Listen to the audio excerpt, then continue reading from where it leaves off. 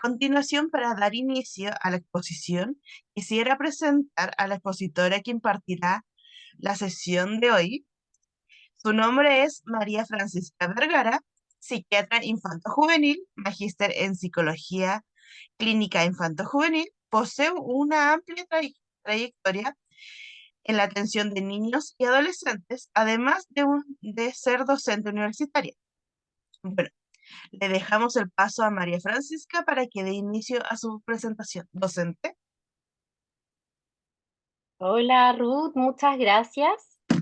Un saludo grande a todas, a todos, a todos los que están conectados. Agradezco muchísimo el interés porque hasta ahora, francamente, y con esta primavera extraña que estamos teniendo, es un esfuerzo. Es un esfuerzo estar disponible para escuchar a alguien y pensar además temáticas que pueden ser un poquitito pesaditas a veces. Así que agradecida, muy agradecida de la presencia de todas, de todos y todas.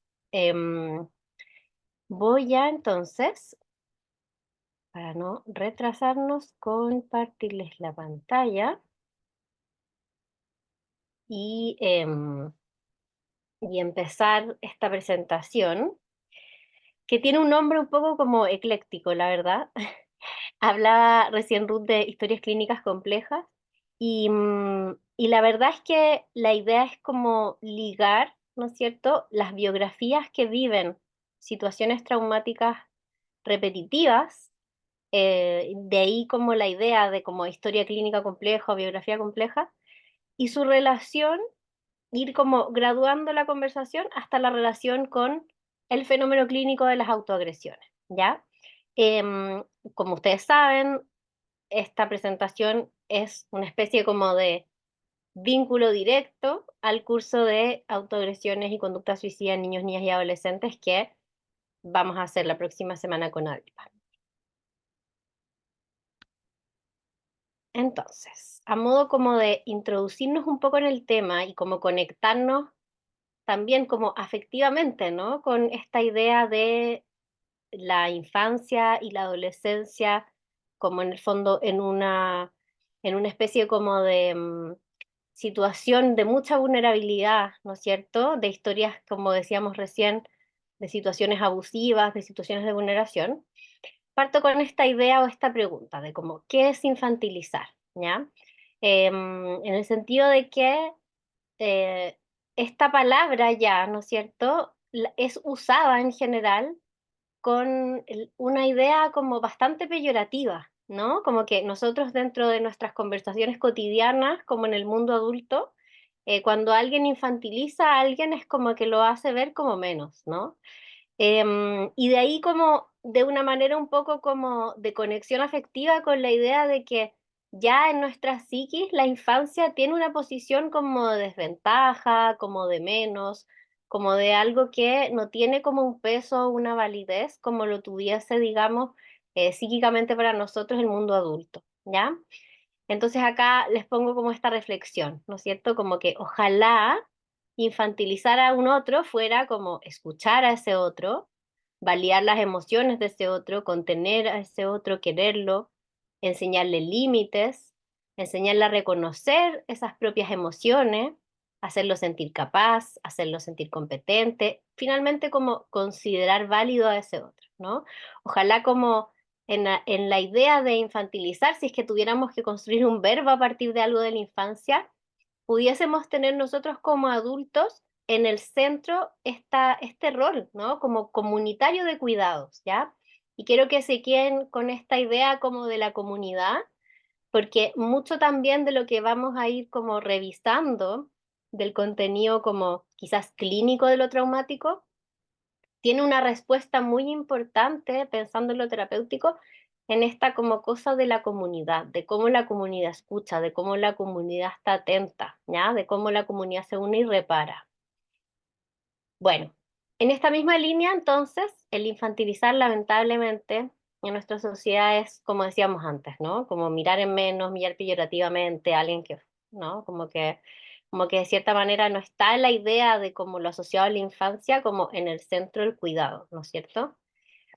Em, y esta relación, ¿no es cierto?, del mundo adulto con la infancia desde un lugar como de algo, ¿no es cierto?, como menos válido, que no piensan tanto, que no lo entienden todo, que no están preparados, ¿no? Como de con mucha liviandad, está directamente relacionado con este lugar de poder que tienen los adultos frente a la niñez, ¿no? Esta relación que es inevitablemente una relación de poder, en donde las niñas y los niños están supeditados a adultos em, que finalmente son los que le aseguran el techo, la comida, etcétera, como los bienes muy básicos, pero mucho más que eso aún también, como la posibilidad de una salud mental, digamos, en un desarrollo como armónico, ¿no? Entonces, lamentablemente, si revisamos como material académico relacionado con la infancia, vemos que la traumatización infantil, como toda esta área de vulneraciones relacionadas a la infancia, tiene un nivel como de porcentaje de niños traumatizados muy alto y que lamentablemente como una gran proporción del daño a estas infancias es en los primeros años de vida, ¿ya? Por ejemplo, acá les puse un artículo en particular, por supuesto que hay más investigaciones, pero como para poder resaltar esta idea a fuerza, ¿no? Como de que desde los 0 a los 5 años la traumatización es desproporcionadamente, o sea, los niños son desproporcionadamente vulnerables a estos eventos traumáticos, ¿ya? Y hay una sustancial superposición de diferentes formas de traumatización, ¿ya? O sea, no es que como que esos niños de 0 a 5 vivan como un evento, ¿ya? Sino que están muy expuestos, son altamente vulnerables a muchos tipos distintos de forma traumática con altos porcentajes de niños traumatizados expuestos a más de un evento y a más de un tipo de traumatización, ¿no? Como que puede ser un trauma que se viva como en sociedad, como una catástrofe natural, puede ser una situación traumática en relación a un accidente y puede ser una situación traumática en el vínculo, en el mundo de las relaciones interpersonales, ¿ya? Y en ese sentido, lamentablemente, las cifras son como bien impresionantes en el sentido de que la violencia interpersonal es la forma más frecuente de exposición a trauma entre los 0 y los 5 años, ¿no? O sea, es la violencia que las niñas y niños pequeños viven en los vínculos. ¿Y de qué vínculos estamos hablando en esa edad? Por supuesto que de los vínculos primarios, ¿no? De los vínculos que son las figuras de cuidado, ¿ya? Que eventualmente son papá y mamá, pero pueden ser otras figuras adultas que los están cuidando. Y bueno, en ese sentido los investigadores como que van armando esta idea, ¿no? De cómo lo trágico que es saber que en esos años en donde además sabemos que está todo, digamos, el mundo relacional puesto en cómo esos niños construyen el vínculo de apego con sus figuras vinculares primarias, cómo ese apego implica ciertas estimulaciones, como en el desarrollo del cerebro, cómo eso del cerebro implica ciertas cosas que se desarrollan en términos de habilidades, desde habilidades sociales, habilidades en el lenguaje, en lo cognitivo, etcétera, etcétera, etcétera, ¿no? Entonces es una cadena de malas noticias, digamos, ¿no? Como saber que el origen de un sufrimiento tan duro y con tantas consecuencias neurobiológicas también, está en el vínculo primario de estos chicos, ¿no?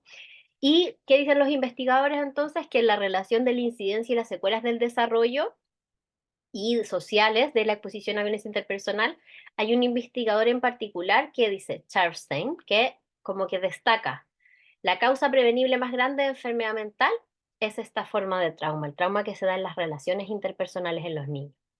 Como que si logramos como abarcar y abordar este aspecto en el mundo de la prevención de la salud mental, estaríamos como previniendo realmente muchísimos, muchísimos cuadros clínicos no solo durante la infancia y la adolescencia, sino que por supuesto en la adultez. Incluso este investigador afirma relacionándolo con la prevención en salud, ¿ya? Que lo que el humo del cigarro es para el resto de la medicina, pensando que el humo del cigarro produce más prevalencia, no solamente de cáncer de pulmón o de lengua, de esófago, etcétera, etcétera, etcétera, además de enfermedades cardiovasculares, infarto, accidente vascular, etcétera, ¿no? Promotores de inflamación, etcétera, ¿ya? Pero eso, lo que el humo del cigarro es para el resto de la medicina, o sea, el origen de muchos males médicos, la violencia en la infancia temprana es a la psiquiatría, ¿ya? Ese es un núcleo de alteraciones del desarrollo, tanto en términos de funcionalidad, tanto en términos de desarrollo como anatómico funcional cerebral, de cómo se coordina el cerebro con el resto del cuerpo, cómo se coordina la alerta, las hormonas de estrés, etcétera, y también con todas las cosas que se ven después funcionalmente en los chicos, ¿ya? ¿Y cómo vemos esto como en el fondo en el mundo internacional, ¿no? Como en el mundo internacional vemos toda esta realidad académica, en fin, y cómo estamos en Chile. Bueno, esta noticia no es de hace, no es tan reciente, ¿no? Pero en el fondo es como la idea de cómo trasladarnos a nuestra realidad. Y acá un portal de noticias nos mostraba, ¿no? Como que las víctimas de abusos sexuales en menores de 14 años van aumentando. Se registra un alza de los afectados entre 0 y 14, ¿no es cierto? La Subsecretaría de Prevención del Delito da cuenta de cierta cantidad de denuncias y en ese momento estaba la discusión de la imprescriptibilidad del abuso sexual infantil, que ahora ya es una realidad, digamos, ¿ya? ¿Y por qué les traigo esto? Porque en el fondo son cifras que nos empiezan a mostrar como fotos de nuestra realidad, ¿no? Como que de repente dice, ya, traumatización, situaciones abusivas, malos tratos, abuso sexual infantil. Pero a ver, ¿cómo se da esto en la realidad, ¿no? Y pensando en que las cifras no son absolutamente toda nuestra realidad, las cifras son el dato que se puede coger, ¿no? Y de lo que ya tenemos, de lo que hemos cogido, por ejemplo, podemos ver que, así como de buenas a primeras, em, de cierta forma, el gráfico de estas denuncias de abuso sexual em, nos muestra que inmediatamente la columna rosada es realmente inmensa y es las denuncias de abuso sexual en menores de 14 años, ¿ya? Y esto es algo que es una realidad que conocemos bien, ¿no? Como en el fondo, cómo la población infantil es, digamos, la que está expuesta a situaciones abusivas en la esfera de sexualidad, por supuesto que a malos tratos, a como otras situaciones de vulneración, pero acá traigo esta foto, ¿no?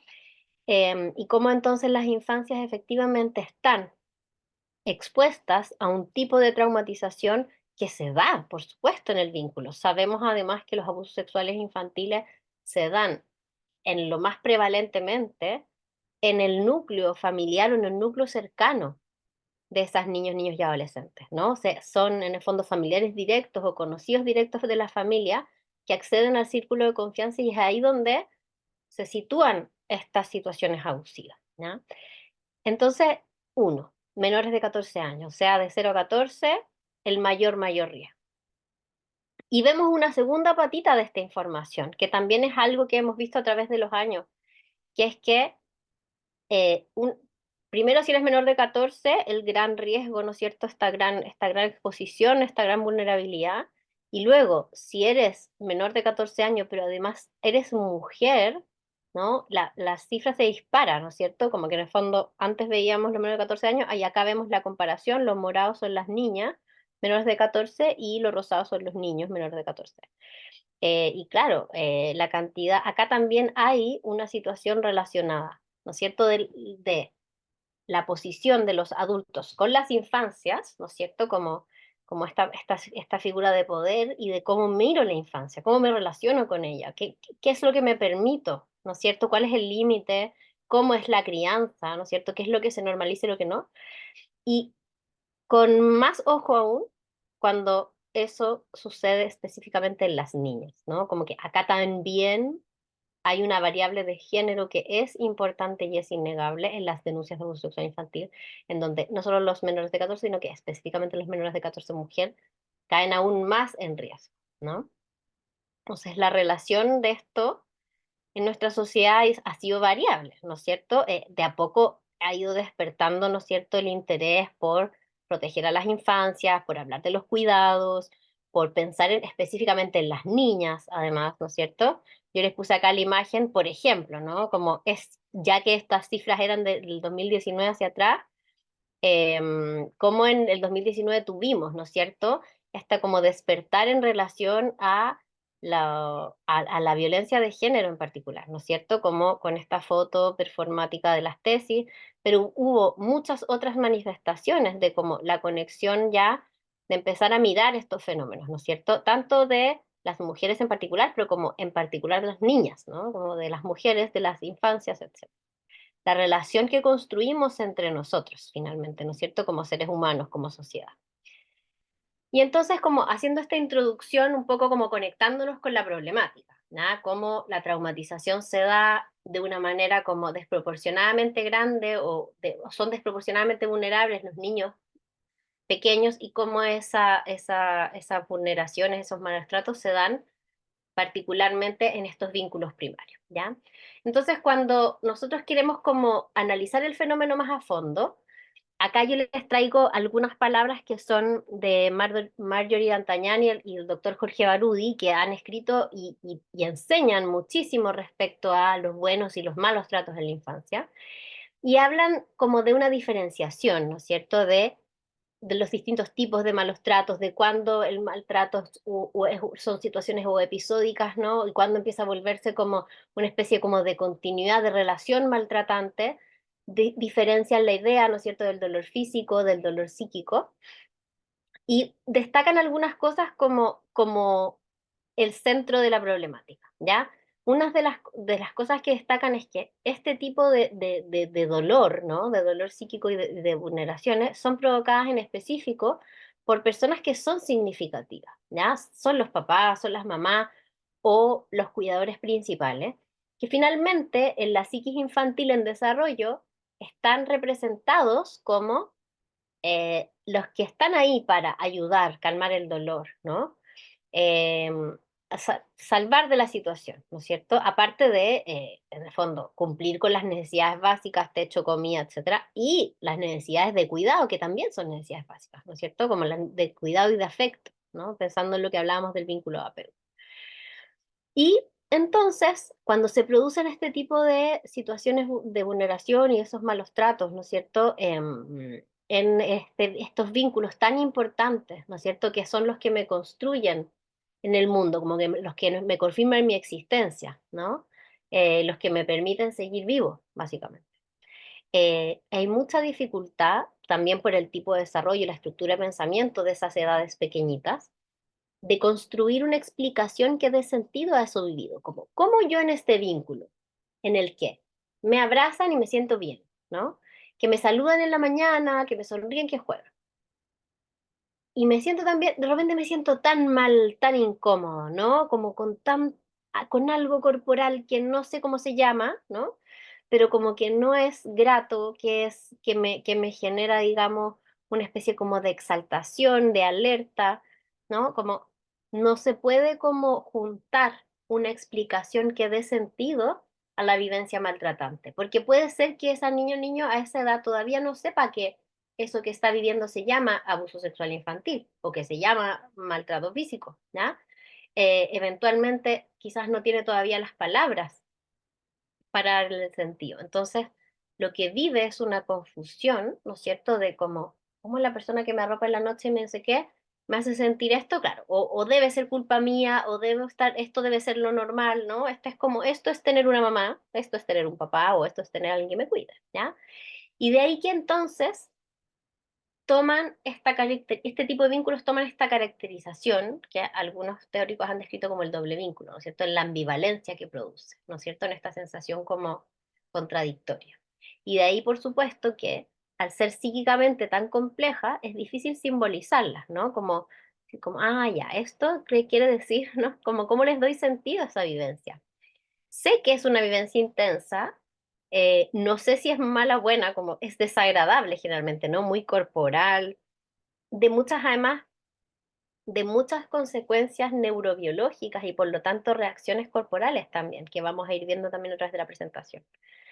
Y entonces, sin entender qué es lo que pasó, por supuesto que es casi imposible recuperar la sensación de control sobre el sí mismo, sobre lo que estoy sintiendo, sobre el vínculo con los demás y la sensación de protección frente a nuevos episodios en donde me sienta de esta forma.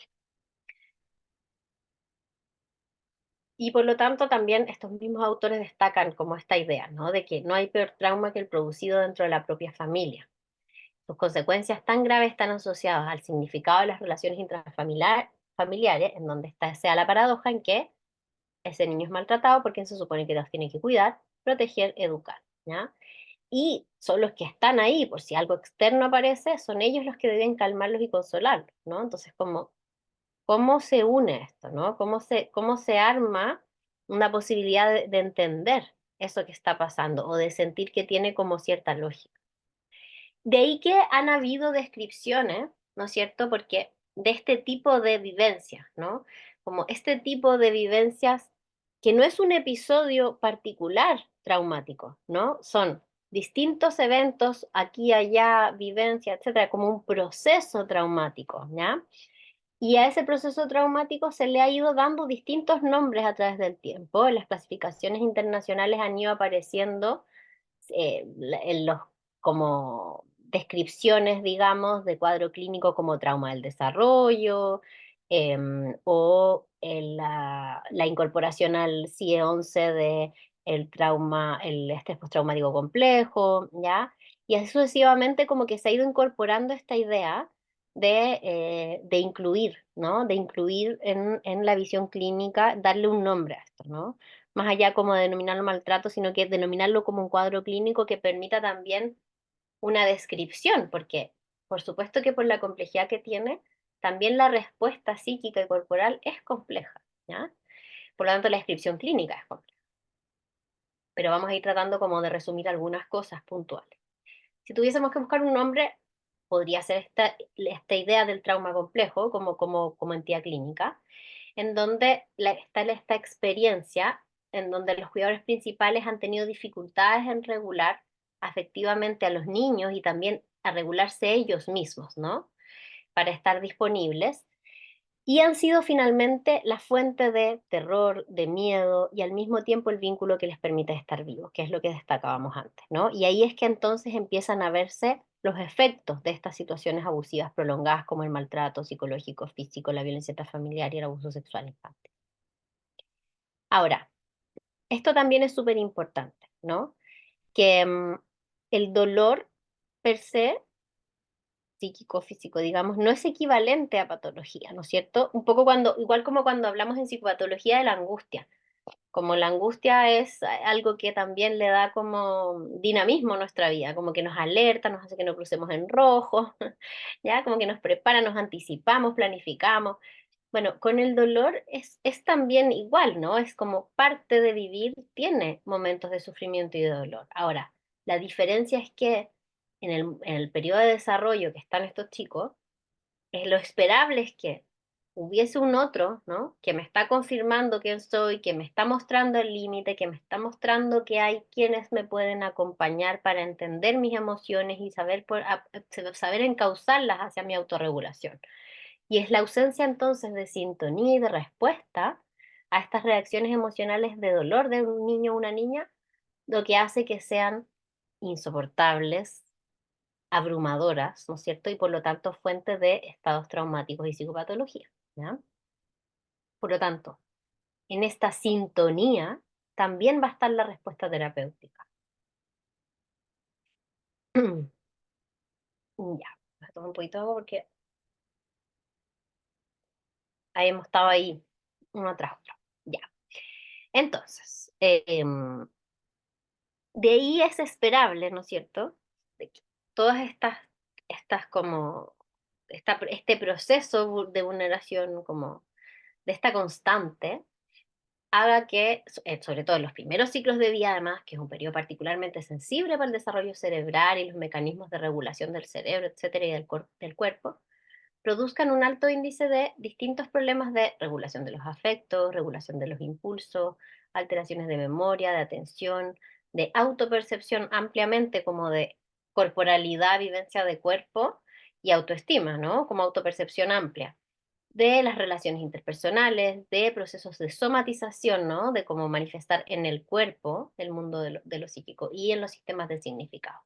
Como que inevitablemente va a teñir finalmente el desarrollo mental, como el núcleo del desarrollo mental de esa etapa, ¿no? Como el piso, la estructura, ¿no es cierto? Donde se asientan todas estos elementos que están incluidos dentro del desarrollo mental.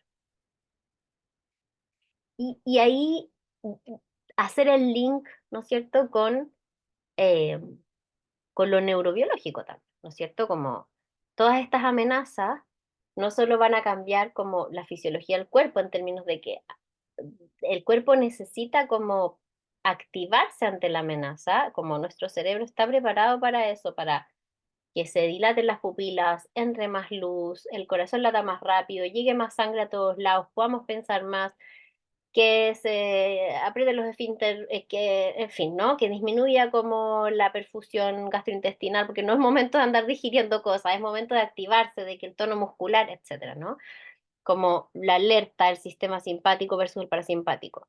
Entonces, todo este cerebro y este cuerpo, ¿no es cierto? Como respondiendo finalmente ante algo que es realmente como una alerta, empieza a incrementar su sensibilidad a lo amenazante, ¿no? Porque en el fondo esa amenaza y esa es una amenaza real y empieza a ser una constante, ¿ya?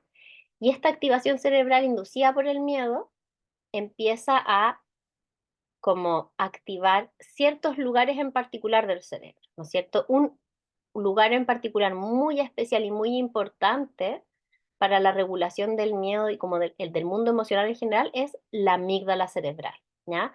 La amígdala cerebral es una estructura que está como subcortical, como bajo la corteza, y que intercambia información con muchos lugares del cerebro distintos, el hipocampo en relación a la memoria traumática, el locus ceruleus en relación a cosas que se activan, o la adrenalina, no sé qué, bla, bla, bla, palpitaciones, frecuencia cardíaca, el núcleo la sustancia eh, en gris, el núcleo parabranquial, no sé qué, en fin, como muchos pequeños lugares y pequeñas conexiones así en escalada, en donde la amígdala es el centro de esta activación y a través de distintos neurotransmisores, distintas sustancias, hormonas, en fin, va activando, ¿no? Todos estos otros lugares cerebrales que están relacionados con esta sensibilidad a la amenaza, ¿ya? Y en ese sentido, entonces, estos distintos como centros, ¿no es cierto?, que regulan esta respuesta al miedo, van a ir activando estas sustancias de las que hablo ahí, ¿no es cierto? La noradrenalina, la serotonina, la dopamina, la acetilcolina y distintos neuromoduladores del cerebro que finalmente van a incrementar la atención y la hipervigilancia, ¿no? Hacia cualquier amenaza, hacia cualquier estímulo del ambiente, entendiendo que ese estímulo puede venir por cualquier parte, ¿no? Como que es una realidad que es constantemente peligrosa. A raíz de como la evaluación del estrés, ¿no? Les traje esta interconexión con cómo el mundo de la investigación ha ido asociando las situaciones estresantes en la infancia con ciertas consecuencias, no solamente neurobiológicas, sino que también físicas corporales en general, ¿ya? Y este es un ejemplo súper importante que es el estudio ACE, que es Adverse Childhood Experience, ¿ya? Este estudio es un estudio antiguo de los años 90, ¿ya? Que parte primero como una investigación que estaba relacionada con algo metabólico en relación a la obesidad, en fin, y al investigar estas historias como en relación al metabólico, se empiezan a dar cuenta ciertos investigadores que había una relación como de situaciones adversas infantiles, como de maltratos, abusos en personas que tenían estos problemas metabólicos, en fin, dicen como, bueno, empiezan a presentar estas investigaciones, más en el mundo como de la medicina interna, la endocrinología, como las especialidades que estudiaban en ese tiempo como lo metabólico y la obesidad, en fin. Y a raíz de eso, finalmente, el Centro de Prevención y Control de Enfermedades de Estados Unidos toma esta información, ¿no? Y se crea este estudio como de una manera más organizada, entre el año 95 y 97, en donde se trabaja con una muestra de más de 9.000 personas, adultos, y se investiga, se hace toda una evaluación como de salud muy amplia y que en esa investigación de salud además se lo somete a ciertas preguntas relacionadas con sus historias, digamos, biográficas, por decirlo así, como antecedente aparece, ya como esta prevalencia de distintas situaciones abusivas en la infancia, ya abuso emocional, abuso físico, abuso sexual, en distinto porcentaje, digamos, y empieza a verse la relación de cómo la mayor cantidad de experiencias adversas en la infancia creaba un impacto en la salud y estaba relacionado con, primero, como situaciones, ¿no es cierto?, vitales complejas, ¿ya? Como haber vivido, por ejemplo, en violencia intrafamiliar, con algún familiar con un trastorno psiquiátrico, con familiares con intento suicida, ya con familiar con consumo de sustancias. Y cómo esas experiencias abusivas se relacionaban con una mayor prevalencia de ciertos cuadros, por supuesto, también de salud mental, como los trastornos como de adicciones o consumo de sustancias, el uso de cigarro, los episodios depresivos, en fin, pero además también estaba muy relacionado con una serie de enfermedades físicas, como enfermedades cardiovasculares, como cardiopatía isquémica, eventualmente también con enfermedades hepáticas, con enfermedad pulmonar obstructiva crónica, con ciertos tipos de cáncer. Entonces empieza a ampliarse la mirada a cómo eventualmente, y de ahí este triángulo, ¿no? Como la experiencia adversa en la infancia provocaba ciertas alteraciones del neurodesarrollo, ¿no es cierto? Que implicaban alteraciones emocionales en lo cognitivo, en lo social, que finalmente se convertían, desde la vista de los investigadores, en conductas de alto riesgo en salud y que por lo tanto eso implicaba enfermedades y ciertas como patologías o factores de riesgo que finalmente implicaban que esas personas se enfermaran más y se murieran más prematuramente, ¿ya? Por supuesto que, bueno, hay muchos estudios posteriores relacionados con la adversidad, ¿no es cierto? Como en lo traumático y las consecuencias como primero neurobiológicas, después físicas. Por supuesto que, bueno, también vale lo que dijimos antes, como no todo dolor es igual a algo patológico, psicopatológico en particular, pero por supuesto que hay una predisposición, ¿no? Hay como toda una conexión de los efectos como neurobiológicos y después físicos de este tipo de adversidad infanto-adolescente, ¿no es cierto? Y cómo entonces toma mucho sentido em, como en la primera parte de nuestra presentación en donde hablábamos de cómo para la psiquiatría la prevención de las situaciones abusivas en la infancia es prevenir todos los cuadros psiquiátricos, en verdad es una prevención general. Y acá lo que nos están diciendo los investigadores es que no es solo prevenir enfermedades psiquiátricas, es prevenir todo, ¿no? Enfermedades médicas, muerte prematura, etcétera, ¿no? Así que bueno, empieza como a tomar, ¿no es cierto?, esta conexión también de la complejidad de lo que somos como seres humanos, ¿no? Y acá un poco, claro, esta imagen, bueno, quizás la han visto en otras partes, una imagen igual como bien famosa respecto a experiencias adversas de la infancia, es un extremo total de un cerebro como con situaciones abusivas, de un chico abandonado, tempranamente institucionalizado, que había tenido una deprivación digamos, de los entornos y del cuidado muy extrema, y se ve, ¿no es cierto?, como pensando en que estas imágenes cerebrales son imágenes funcionales, como que ven la funcionalidad cerebral y cuánto llega, ¿no es cierto?, como de sangre a ciertos lugares, acá engloban a los lóbulos temporales, este es como un cerebro sano, y en este, las zonas oscuras son las zonas que apenas les llega sangre, apenas están funcionales, ¿ya? Entonces acá destacan en particular a los lóbulos temporales en términos de que son áreas cerebrales en donde se regula la emoción y donde también se recibe mucho input de lo sensorial, ¿ya? Y como no hay casi nada de funcionamiento y que por lo tanto acá además se corrobora una historia clínica de chicos con problemas en el desarrollo de lo cognitivo y el desarrollo emocional, ¿ya? Claro, esto es un extremo enorme, digamos, pero en el fondo da cuenta de las alteraciones en el neurodesarrollo y las consecuencias. Si ustedes leen como información académica más como, como moderna, ¿no? Esto es más antiguo, igual, las descripciones más específicas de alteraciones en nivel de cortisol, alteraciones del sistema GABA, que es el sistema inhibitorio por excelencia, del glutamato, excitatorio por excelencia, de hormonas tiroideas, de regulación central, y de, por supuesto, serotonina, dopamina, noradrenalina, en fin, ¿no es cierto? Teniendo una serie de consecuencias en distintos lugares cerebrales y por ende, finalmente también en lo físico. Ya, entonces, estoy más o menos nomás en el tiempo, pero bueno, voy a tratar de resumir. Me pasa esto cada cierto tiempo, como uno se entusiasma mucho con una parte y deja otra un poquito en menos, pero bueno.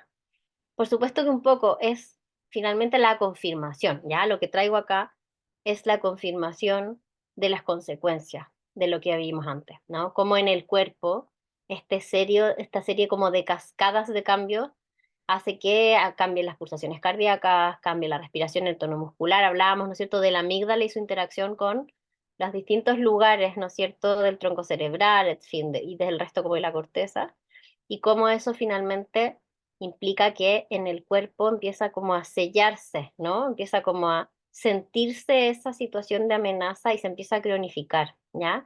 Se habla como de este concepto de que las experiencias quedan encarnadas en el cuerpo, el dolor, pero también el estrés, todo está alerta, ¿no? Y de cierta manera es un cuerpo que se vive como con difícil control, porque se sienten cosas que no se pueden controlar, ¿no es cierto? Se desregula un poco, se siente como en el fondo un cuerpo como poco apropiado, ¿no? ¿No es cierto? Como apropiado en términos de lo propio, del yo. Pero también tenemos que pensar que es en el cuerpo donde muchas veces estos malos tratos se viven directamente, o sea, hay un otro que transgredió mi cuerpo, ¿no? O sea, por el maltrato físico, por el abuso sexual, etcétera. Entonces, de ahí que el sentido del cuerpo propio y de uno mismo corporizado, como del yo, ¿no es cierto? Como del yo esquema corporal, de como no tengo un cuerpo, soy un cuerpo, se perturba, se daña o francamente desaparece, digamos, ¿no? Pensando ya en los extremos como traumas interpersonales severos, como torturas, violaciones, abuso sexual, en fin, ¿no? Como ya lo más extremo. Y el maltrato psicológico también, ¿no? Como que no es por, no quiero minimizar tampoco, ¿no es cierto? También el cuerpo puede ser motivo de miradas denigratorias, de ofensas, de desprecio, de descalificaciones, incluso de comparaciones, ¿no? Como a veces el maltrato psicológico está dirigido al cuerpo de una manera más soslayada, como, oye, pero es que deberías comer menos porque tu cuerpo se debería ver así o asá, ¿no? En fin. Entonces, estos sobrevivientes de malos tratos aprenden que el cuerpo no es seguro. Por una parte, porque ahí es donde se da la situación abusiva, literalmente, o porque no se siente seguro, porque está la hiperalerta, la amenaza, la sensación, la palpitación, ¿no? Activa. Otra área sintomática es la memoria, ¿no es cierto? Nuestra memoria implícita no requiere conciencia para ser almacenada ni activarse. Empieza como a aparecer, se activa como comportamiento, como sensaciones en el cuerpo, como emociones. Y esto es algo que pasa en situaciones de vulneración o traumas complejos, en el sentido de que las personas empiezan a vivir recuerdos que se viven como sin previo aviso, ¿no? Como intrusivos, y que tampoco los entiendes mucho, eran como cosas que no tenían conciencia y realmente empiezan a aparecer y que a veces les crean reacciones, tanto corporales como de conducta, que también les resultan extrañas, como en el fondo un poco automáticas. A veces estas olores, algunas palabras, algunos lugares, les van a generar ese malestar, ¿no? Como la sensación de como, no quiero estar aquí, ¿no? Como que esto activa en mí algo de lo que no quiero, ¿no? Como preventivamente también, ¿no es cierto? Me quiero alejar de esto.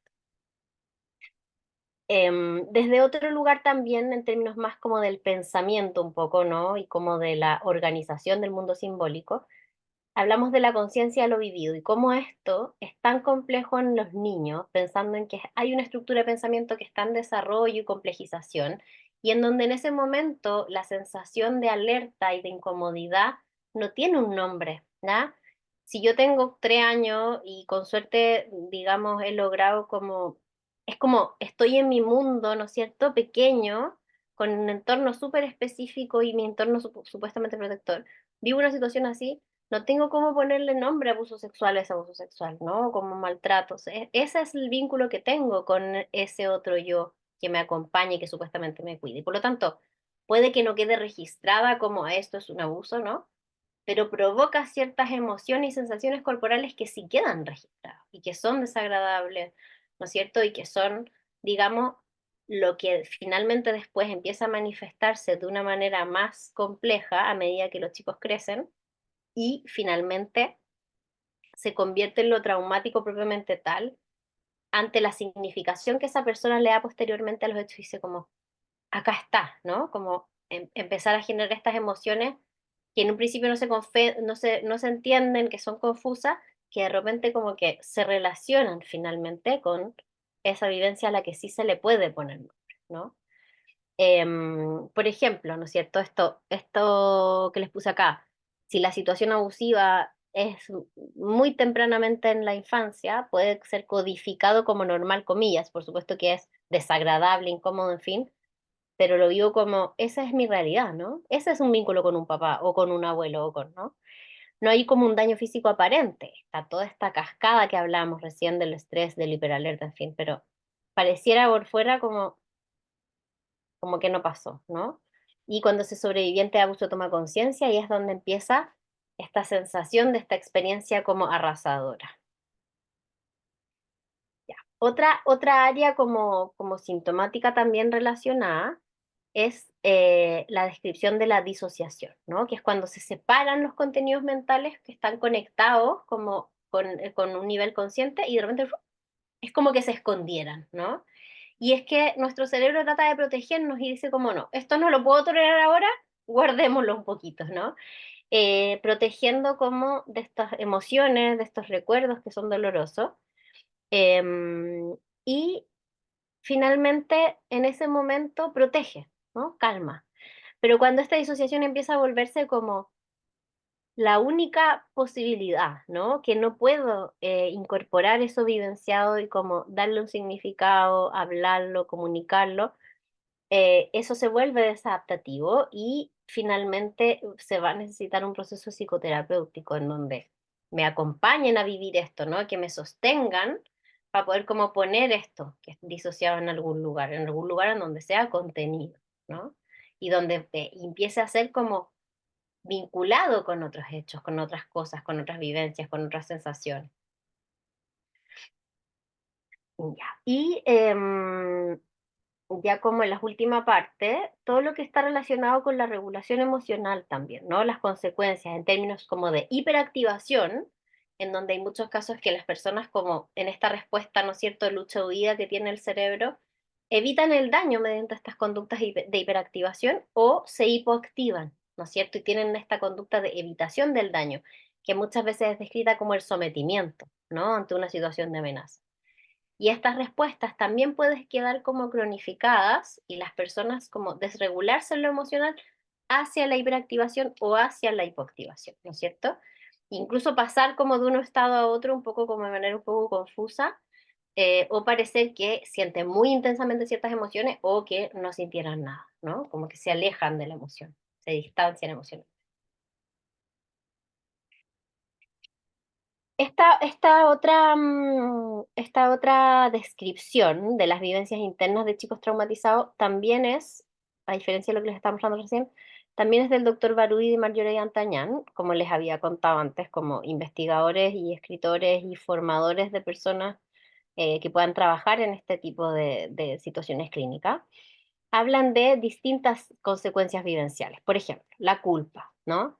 Pensábamos recién como el ejemplo de los malos tratos y de como el mismo que me acuna o me calma en la noche y me hace descansar es el que me hace sentir incómodo, incómodo. Debo ser yo, ¿no? Debo ser como yo el que hice algo malo para que, ¿no es cierto?, la mamá esté enojada, el papá no sé qué, etcétera, ¿ya? Se integra esa vivencia culposa, ¿no? La impotencia, porque no hay absolutamente ninguna forma de protegerme a mí como niño o como niña de nuevas amenazas, ¿no? Como que no, estoy absolutamente impotente ante esta situación. La rabia, que son chicos que crecen en ambientes en donde los adultos no regulan sus emociones y por lo tanto los niños no logran esa habilidad porque para poder regularla necesitan estar acompañados, ¿no? El aprendizaje de la regulación emocional. Y por lo tanto empiezan a ser de sinónimo. La rabia es lo mismo que agredir a alguien, una continuidad, ¿no? Y la vivencia de pérdida que estos investigadores en particular destacan muchísimo como una de las más significativas, en términos de que ten la sensación de como la pérdida de la confianza del resto, ¿no? De convencerse de que no necesitan a nadie o que no pueden confiar en nadie, ¿ya? Y cito textual, este texto, ¿ya? De Barudy D'Artagnan. La más grave consecuencia de la experiencia de los malos tratos en los niños es la pérdida de la confianza. La sensación permanente de tener que cuidarse y protegerse de los otros, el creer que no hay nadie disponible o con buena voluntad o intención hacia su persona. ¿Cierto? Una vivencia muy desesperanzadora en términos de que me distancia finalmente como de la humanidad, ¿no? Como de el estar con los demás. Y de ahí la importancia, pensando como el link de nuevo con lo terapéutico, cómo va a ser importante la construcción de la confianza, ¿no? El que, el como encontrar el lugar en donde hay uno, ¿por qué voy a creer que va a haber otro adulto en el que confiar, ¿no? Como no tiene mucho sentido, entonces es una construcción, ¿no? Ya. Y última parte, vamos llegando a las autoagresiones. Les prometo que iba a llegar, aquí llegué. Entonces, todas estas consecuencias, ¿no es cierto?, traumáticas, como la culpa, la rabia, la impotencia, la pérdida de confianza, la disociación, los recuerdos intrusivos, la memoria, o sea, una serie de alteraciones afectivas, cognitivas, conductuales, ¿ya? Y dentro de las distintas descripciones clínicas, ¿ya?, de este tipo de vivencias traumáticas, aparece, ¿no es cierto?, la autoagresión como fenómeno clínico, como parte de una estrategia de regulación emocional ante una tensión psíquica intolerable, ¿ya? Por supuesto que el mundo de las autoagresiones en infanto juvenil está en muchísimos cuadros clínicos diversos, ¿ya? Desde, no sé, chicos del espectro autista que tienen ciertas desregulaciones sensoriales y pudiesen agredirse, pasando por cuadros ansiosos que eventualmente, ¿no es cierto?, pueden como ser autocastigadores y generar algún tipo de autoagresión como para, ¿no es cierto?, como regularse, en fin. Pero si uno va como a la profundización del mundo del autoagresivo y las prevalencias, la descripción de epidemiológica, ¿ya? De quiénes son las y los que se autoagreden, el gran porcentaje de las autoagresiones como fenómeno clínico se va a dar en chicas y chicos que han vivido situaciones traumáticas como de este nivel, ¿no? Y que finalmente parte de este fenómeno autoagresivo termina siendo una especie como de palabra, ¿no? Como de expresión de esta tensión psíquica que, por una parte, ha sido muy difícil de simbolizar. Hay una historia que tiene que ver con la infancia, con el desarrollo mental, en términos del mundo simbólico, en donde no había palabras para decir esto, ¿no? Y por lo tanto es súper comprensible que como fenómeno clínico, una muestra tan importante de este tipo de fenómenos se dé particularmente en chicos y chicas que han tenido situaciones de traumatización compleja o situaciones abusivas. Entonces acá yo les resumí un poco, ¿no? Como, ¿quién es el yo que se autoagrede? Como vinculándolo con esto mismo, ¿no es cierto? En general, comienza entre los 3 y los 15, son muchísimo más mujeres, ¿no? Pensando en el mundo de lo abusivo que vimos de las menores de 14, pero en particular de las niñas menores de 14, ¿no es cierto?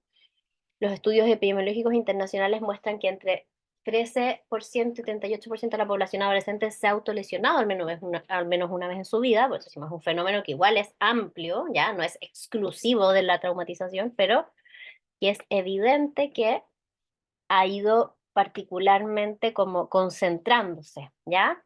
En la psicopatología de niñas en particular, eh, con vivencias traumáticas complejas, ¿ya? Entonces aparece primero esta descripción de la autoagresión como una estrategia de regulación emocional que nace ante una tensión psíquica que realmente es intolerable y puede tener estas distintas funciones que yo describo ahí. Función catártica para reducir la tensión, función reintegrativa, como buscar sentir algo ante la sensación de vacío, muy clásico de las descripciones de desarrollo de personalidad alterado.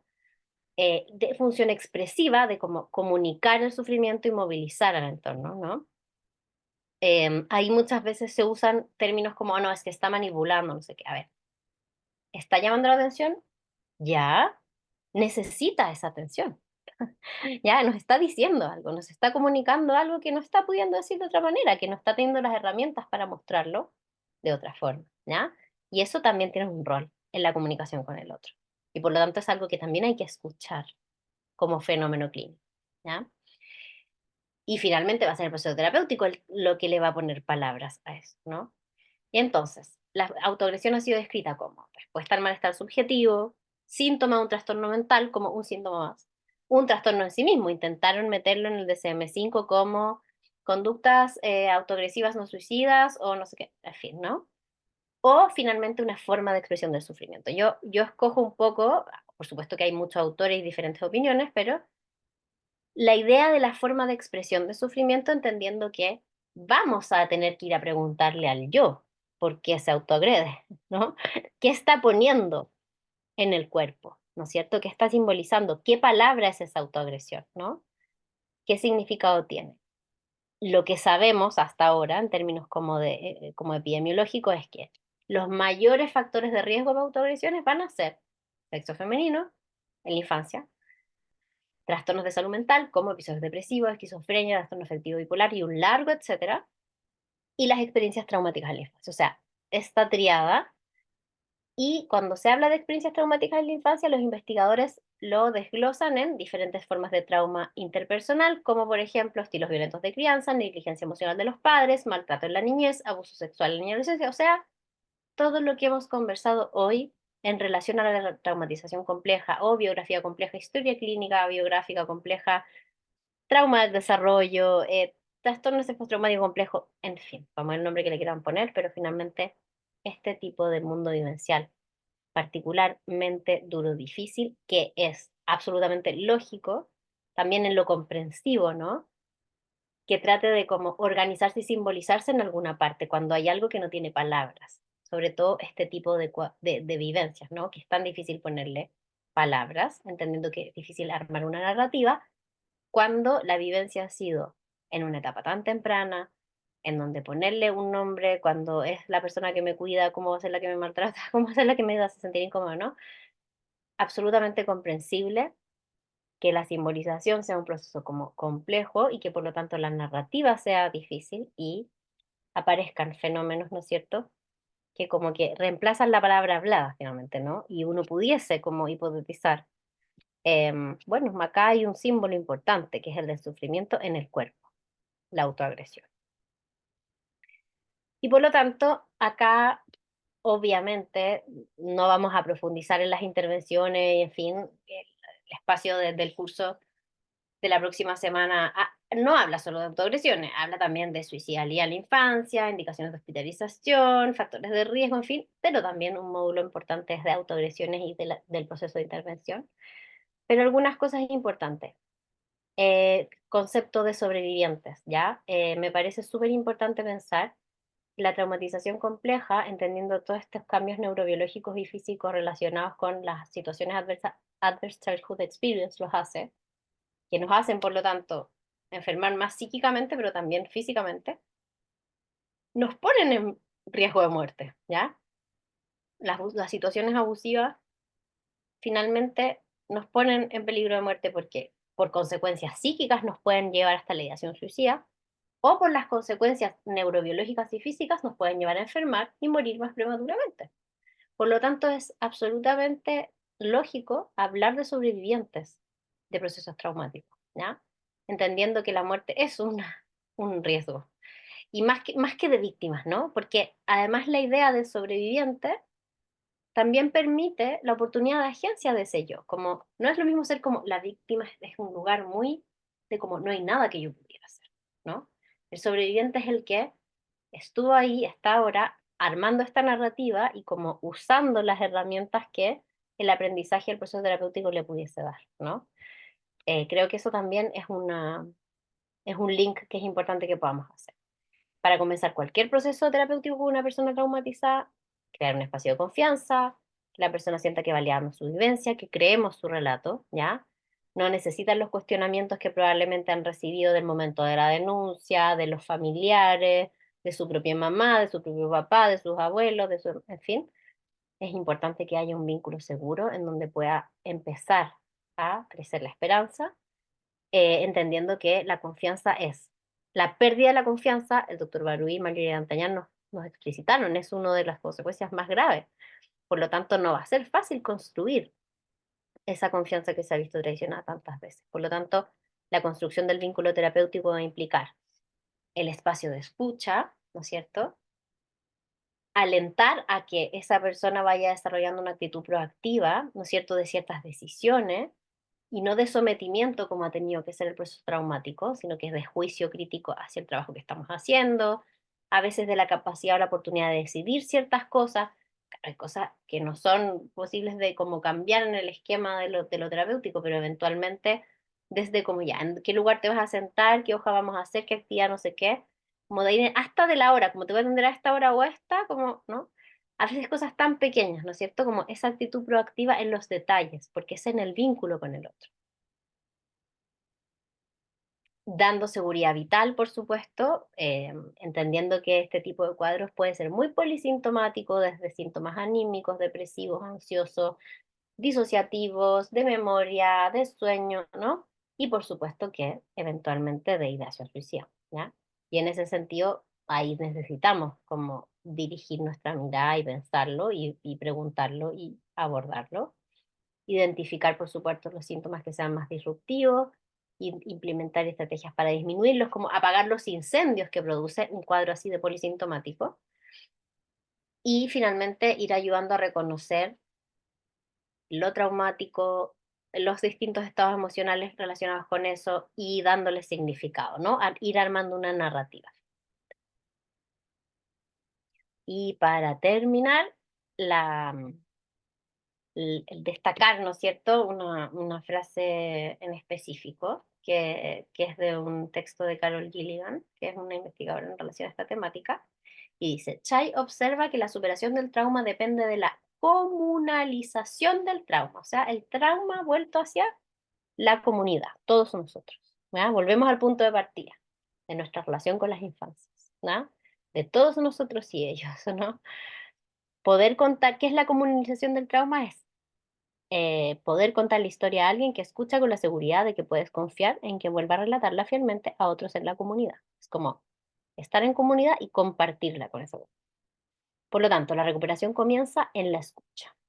Antes de analizar, de clasificar, de pensar, antes de intentar hacer nada, antes de la psicopatología o antes de las intervenciones psicoterapéuticas, ocupacionales, sociales, farmacológicas, escuchar, ¿no? Es el primer paso y finalmente, porque el escuchar es lo que va a permitir que todo el mundo de lo sintomático, incluido lo autoagresivo, por supuesto, que es un lugar muy simbólico de lo sintomático, tenga un lugar de narrativa, ¿no? Tengo un lugar de construcción de narrativa y de ahí parta el proceso de significados y, por supuesto, de procesar y reparar. Ya,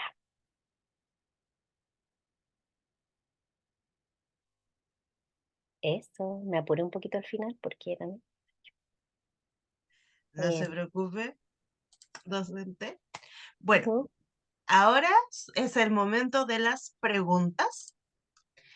Entonces, tenemos una manito levantada hace mucho tiempo, pero teníamos que esperar en este momento. Ale Cofre, si te voy a dar el paso para que puedas activar tu audio. Sí, ya estamos. Hola, mi nombre es Alejandra, yo soy trabajadora social, trabajo con adolescentes en un CESFAM. Y me llamó la atención esto que habló Francisca sobre la triada, ¿cierto? Que la mayoría siempre eran como mujeres con patologías de salud mental y también con asociados a los traumas. Pero, ¿cómo puedo identificar que no sea la triada completa o siempre tiene que ser la triada?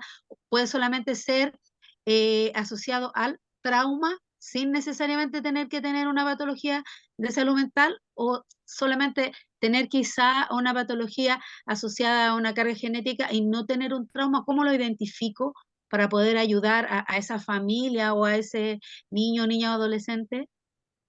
súper, entiendo perfecto la pregunta. Muchas gracias, muchas gracias.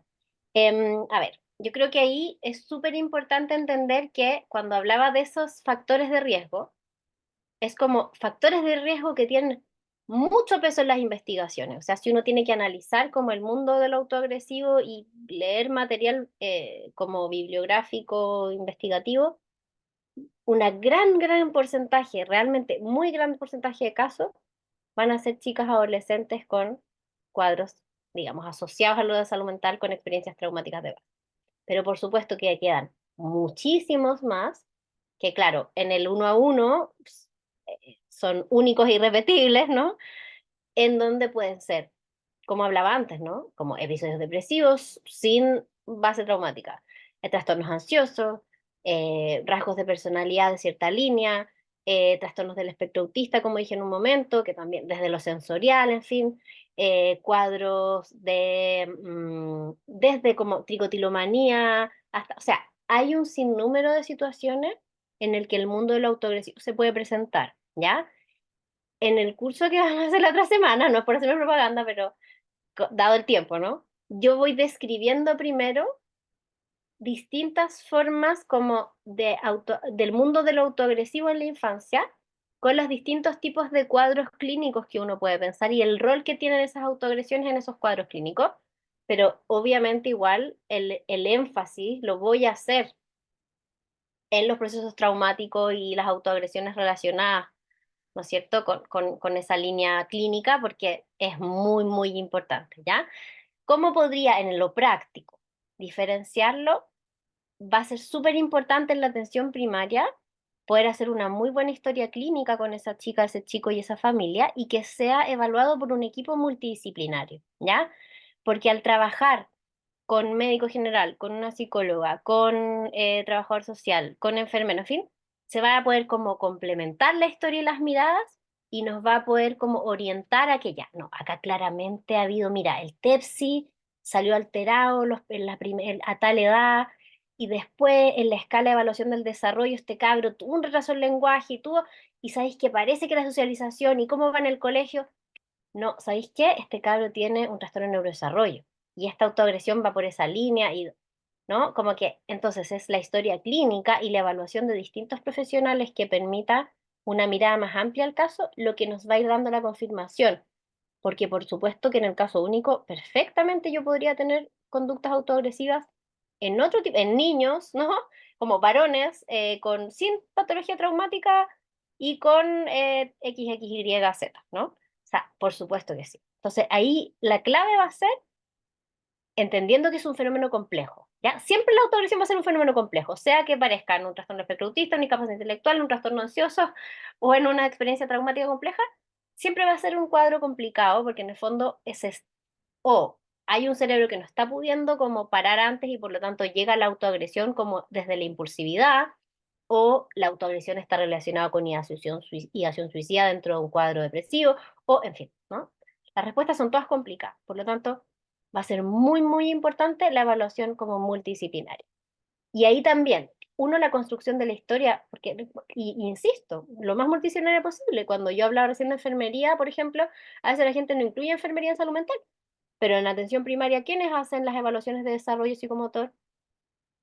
Las enfermeras, o los enfermeros. Entonces tienen un ojo clínico que está viendo niños con un desarrollo normal y de repente, mira, ese complemento es lo que va a construir y va a permitir decir, no, mira, este cabro va por esta línea, no hay historia traumática, y eso va a permitir un primer enfrentamiento, ¿no? Ya sabéis que, mira, tiene esto en neurodesarrollo, mejor derivémoslo porque va realmente muy retrasado, nada sale de estimulación, y de ahí que lo autoagresivo es una forma de regulación sensorial, por ejemplo, o etcétera, ¿ya? A diferencia de una chica de 13, 14, que es justo no sé qué, que tiene una historia, pero que no habla con nadie, que está un rato estuvo mutista y que empezamos como ya, y empezar ahí, ¿no? Como a escarbar y ver, pero siempre la multidisciplinariedad en atención primaria hay muchas herramientas, o sea, entendiendo que, claro, a veces hay casos muy complejos que van a requerir evaluación en secundaria o en terciaria, pero en el equipo multidisciplinario de atención primaria es oro, ¿ya? Sobre todo porque tienen la mirada del desarrollo, ¿ya? Eso es súper importante en infantos juvenil. ¿Ya otras preguntitas? Totalmente, hay otra manita levantada. Camila, te doy el pase para que puedas prender tu audio. Hola, buenas noches. Hola, doctora, ¿cómo está? Bueno, yo soy psicóloga, trabajo en escuela especial, escuela lo que podemos llamar normal. pero mi pregunta en esta oportunidad va a ser más relacionada, tengo un hijo que tiene 1 año, 8 meses, y en el fondo como que usted quizás me pueda como orientar un poco. Él presenta frecuentemente conductas como de autoagresión, cuando se frustra, por ejemplo, cuando escucha la palabra no, se tira al suelo, presenta golpes en su cabeza, pero es muy frecuente. Y entiendo que está en un proceso quizás de regulación a nivel emocional y también de la frustración, pero Ujú. estábamos como un poco preocupados y estábamos ahí viendo si hacíamos una evaluación un poco más profunda al respecto. Mm. Y también presenta a nivel de lenguaje, hay un retraso en el lenguaje evidente, yo lo observo, si bien dice mamá, papá, y está, pero lo bueno es que igual se comunica bastante, ya está como esta triangulación de cuando uno le dice una indicación, hay una conexión visual y sigue instrucciones. Todo lo que tú Ujú. le dices, él lo entiende claramente, Mm. pero está un poco preocupado respecto a estas conductas como autolesivas en el fondo, ya Mm. estos golpes en la cabeza frecuentes, porque busca como espacios físicos concretos donde él pueda golpearse. O sea, Mm. busca lugares como donde en verdad le generen dolor, ¿te fijáis? Mm. Entonces, está un poquito preocupado. Entonces, quizás tú me puedas como orientar respecto a eso. Entiendo perfecto, entiendo perfecto. Bueno, es súper importante una evaluación del desarrollo, ¿no? Como en el fondo ahí tú describías súper bien que si bien era algo fino, ¿no es cierto? Que igual tiene para el lenguaje verbal, en fin, pero que había ciertas cosas del desarrollo del lenguaje, ¿no es cierto? Que a ti te parecían que, y pensando en que esto sería un poco desde la regulación como de lo corporal, eventualmente sensorial, ¿no es cierto? O eventualmente de la regulación como de lo emocional, que es súper esperable que sea difícil a esa edad, pero en el fondo cuando se junta con situaciones de como hitos del desarrollo que nos alertan de que hay cierto grado como de retraso o de disarmonía en desarrollo, yo creo que es importante que tenga evaluación igual por un equipo multidisciplinario, o sea, por lo menos, diría yo, ¿no? Como evaluación de neuro y evaluación de terapeuta ocupacional, y si es que fuera necesario, pensando que está muy precoz, de fono, pero por lo menos de neuro y terapeuta ocupacional, o de psiquiatría infantil y terapeuta ocupacional, pero en el fondo una evaluación base para la evaluación del desarrollo, ¿no? O sea, aunque sean pocos hitos, pero si está siendo sintomático, porque en el fondo la regulación emocional es una cosa, esperable que no sea como, ¿no es cierto? Es chiquitito, súper chiquitito. Es esperable que haya como momentos de explosión, en fin. Pero como que en el fondo la búsqueda de la sensación del dolor, como en una superficie en particular, en fin, como que habla de, junto con el retraso en el área del lenguaje, de que hay algo quizás en lo sensorial. Entonces, cuando la regulación emocional empieza a ser difícil, busca esto, ¿no es cierto? Y eventualmente esto está asociado, ¿no? Como que somos un solo ser humano, asociado a estos hitos del desarrollo que han sido un poquitito más lentos, ¿ya? Aunque sean cosas detalle, no estoy diciendo como, ah, mira, quizás tiene un trastorno de esta línea en el desarrollo. Quizás es algo disarmónico nomás del desarrollo, pero que con cierto nivel de evaluación de lo sensorial, por ejemplo, en fin, se lo puede apoyar, ¿no? Y encauzar, ¿no es cierto?, para que esa conducta no sea algo que lo ponga en riesgo, por ejemplo, ¿ya? Y que le permita quizás también ir avanzando gradualmente en la socialización, porque quizás si la frustración es tan intensa que termina buscando estímulos sensoriales de dolor, quizás también la socialización con otros niños gradualmente también va a ser un poco complicada, ¿ya? Entonces, no pensando en, una patología específica, no, pensando en que si hay como algo que es distinto o como que es una alerta en la forma en cómo va el desarrollo, en términos de como cierto nivel de retraso en el lenguaje y dificultad en relación, yo diría como regulación emocional, no tanto más, pensaría en algo como sensorial, ¿no? Mejor que tenga una evaluación, como mal no le va a hacer, digamos, lo va a encauzar, los va a encaminar y la evaluación clínica y el seguimiento les va a servir muchísimo para detectar algo como muy tempranamente, ¿ya? Eso creo yo, Camila.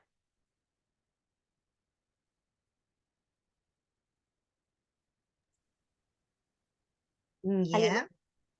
Ya. Hay más manitos. ¿Quieres seguir? Unas dos más y ahí nos vamos por la hora. Ya, Es muy entonces tarde. nos queda Mariana y Bernie, que por el orden Ujú. son las que quedan. Lo siento los demás si no se puede. Ya. Es que es tarde, sí. Mariana, Hola, buenas noches. Buenas ¿Se me noches. oye bien? Súper bien. Ya. Buenas noches. Mi consulta es la siguiente. Yo soy abogado, me dedico específicamente más que todo al área penal y no he trabajado tanto con lo que vendría a ser ley penal adolescente, pero sí con muchas personas, adultos jóvenes de entre 18 y 20 años, que se ven vinculados a ciertas conductas criminales y yo he notado un paralelismo, por así decirlo, o no un paralelismo, una causalidad común entre ellos, que no sé si es habitual. Muchos de las personas que yo defiendo, que he defendido, especialmente tuve un caso de una persona que era diagnosticada con trastorno límite de la personalidad, cometía este tipo de hechos porque literal estaba aburrido. Mm, Entonces, claro, uno los conoce, a mí siempre típico que me contratan los padres y la secuencia siempre es la misma. Padre ausente o ambos padres ausentes y que la crían los abuelos o que la mamá tiene dos, tres trabajos para mantener a ese niño. Hay cierto, quizás no un maltrato, pero sí un abandono temprano en la infancia, muy prolongado hasta que ya terminan validándose entre sus pares y terminan encauzándose en este rubro, en este mundo delictual. Entonces, mi consulta es, cuando yo veo a estos chicos, porque son niños en realidad, 18 20 años, para mí son niños todavía, que cometen este tipo de ilícitos por mero aburrimiento, este consumo excesivo de alcohol y manejo en circunstancias peligrosas, que son propios de los trastornos límite de la personalidad. ¿Esto configura una especie de autoagresión? Habría que abordar estos casos de alguna forma específica para orientarlos en una no reincidencia a través de una terapia psicológica para evitar esta sensación de aburrimiento? Porque a mm, la larga es un autosabotaje, es una autolesión no mm. directa, no es, voy a manejar curado porque me quiero matar, no, voy a manejar curado porque estoy aburrido y quiero la adrenalina, quiero ¿cierto? Estos neurotransmisores que no desarrolla el cuerpo naturalmente en estas personas. Mm. Mariana, muchas gracias por tu pregunta, porque además hay un análisis muy sensible en tu reflexión, ¿no? Como de unir vivencias, biografías y como el mundo conductual, ¿no es cierto? Como no simplificarlo, ¿no? Como decir, como, bueno, se porta mal filo. Y eso se agradece desde ya, porque finalmente es como trabajar multidisciplinariamente en tu cabeza, ¿no? Como abordarlo pensando como más allá de lo evidente. Em, a ver, es compleja tu pregunta porque los trastornos de límites de la personalidad tienen una caracterización, ¿no? Una caracterización en términos de lo sintomático y también tienen un relato y una narrativa que puede ser muy provocadora, ¿ya? Entonces, a veces, la investigación del mundo vivencial de una persona con un trastorno limítrofe va a ser a través de un proceso terapéutico como, ¿no? Como en el proceso de psicoterapia propiamente tal, ¿ya? Y por lo tanto a veces no es efectivamente como el aburrimiento propiamente tal, es como la palabra que encontraron, ¿no? Pero sí quizás la descripción, yo lo podría ligar en lo clínico a la sensación de vacío, por ejemplo, ¿ya? En lo limítrofe está súper descrita la sensación de vacío y como, claro, la necesidad como de conectar con algo, en fin, de buscar la predisposición, ¿no es cierto?, a consumo de sustancias o a otras como cosas que llevan a esta intensidad, ¿no? Con la dificultad de la regulación emocional, en fin. Y si es que hay esa evaluación, ¿no es cierto?, como multidisciplinaria de psiquiatras, psicólogos y otros, y de la confirmación de la idea de cómo, ¿sabes que psicopatológicamente esta persona efectivamente tiene un trastorno limítrofe de la personalidad? Efectivamente son personas que necesitan eh, ciertos tipos de dispositivos terapéuticos bien particulares, ¿ya? O sea, lo que tiene más evidencia en términos de tratamiento para trastornos de limítrofe de personalidad son ciertos tipos de psicoterapia en donde se trabaja particularmente estas cosas de lo que tú llamabas como autosabotaje, el mundo de lo autoagresivo ampliamente, como desde ponerse en riesgo, desde buscar como lo adrenalínico o eliminar la sensación de vacío, hasta como el consumo de sustancias, ¿no? que tienen como elementos relacionados con la psicoterapia individual, elementos de tratamiento que es grupal, muchas cosas relacionadas con como la autorregulación, la meditación, mindfulness, en fin, como hay un mundo, ¿ya? Em, hay como ciertos dispositivos terapéuticos, como la terapia conductual dialéctica, el DBT, que tiene como evidencia en específico para trastornos límites de personalidad, ¿ya? Si hay un caso que tú ves en que tiene este relato, ¿no es cierto? Esta narrativa del yo, independiente de la palabra que use, aburrimiento, vacío, no sé qué, hacia conductas de riesgo que finalmente ponen en riesgo su vida, a veces sin querer matarse, esas personas necesitan, por supuesto, como dices tú, el abordaje, uno, multidisciplinario y generalmente en esquemas terapéuticos como bien intensivos, como de hartos, uno, varios profesionales y como con un seguimiento bien cercano, ¿ya? Y ese tipo de abordaje, incluido el mundo del autoagresivo, tal como tú muy bien lo escribiste, es lo que permite como ir construyendo esa regulación, ¿ya? Generalmente con apoyo farmacológico, con apoyo psicoterapéutico, con apoyo grupal, con apoyo a los familiares. Son dispositivos terapéuticos, ¿ya? O sea, no es solamente como una terapia, ¿no? Entonces tienes toda la razón, tienes toda la razón. Son personas que requieren una derivación a dispositivos como de tratamiento, si tienen la posibilidad además, ¿no?